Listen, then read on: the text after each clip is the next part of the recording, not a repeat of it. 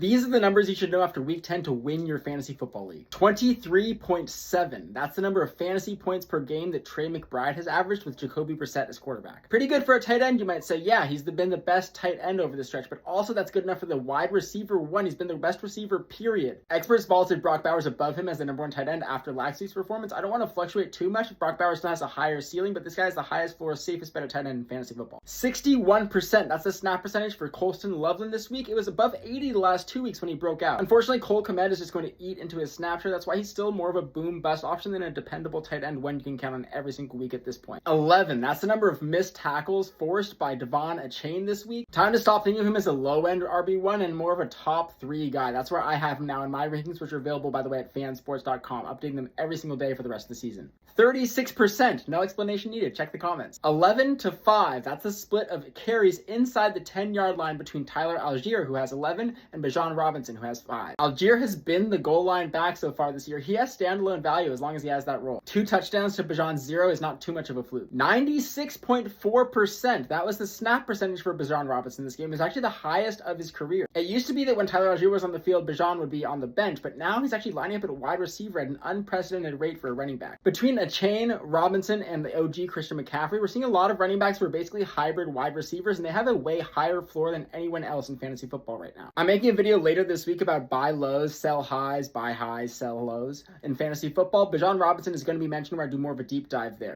13. That's the number of passing touchdowns that Matthew Stafford has thrown on blitzes in the last 3 weeks. Over 20 plus years playing fantasy football, my hit rate is pretty good, but one thing I got majorly wrong this season was underrating Matthew Stafford. This is the MVP frontrunner and a guy who is easily a top 10 fantasy quarterback at this point. It doesn't matter if you blitz him, if you drop back, this guy will dial it up. He has elite wide receivers. He's locked into the Sean McVay offense. Keep rolling him. 6 out of 13. That's the proportion of dropbacks on which Caleb Williams scrambled in the fourth quarter. Had a game-winning 17-yard rushing TD, ran the ball effectively, and this is a guy who could run in college for TDs and for big gains. I've had him higher than most experts all season. He's continuing to rise up my ranks, but I'm a little skeptical of these rushing numbers considering that they all basically came on a couple drives late in the game. We'll see if this trend continues. 2.21. This was the number of seconds per throw for Justin Herbert, the shortest of his career. Pittsburgh was dialing up blitzes. The Chargers had a deteriorated offensive line, and this is what they did. They adjusted for it, and Herbert still had a solid game. You want to see it out of your quarterback that they're borderline matchup proof. I still think his ceiling isn't as high as some other quarterbacks, Herbert. We didn't see as much rushing this game. He's shown more of that this year, but I'm still notching him up a little bit in my ranks in fansports.com this week. Don't forget to go check out fansports.com. I love the positive things that the thousands of you who've signed up have said so far, trying to make this into a full-time thing for myself. I appreciate you all spending a few valuable minutes of your day with me here. Stay learning. I'll see you in the next one. Peace.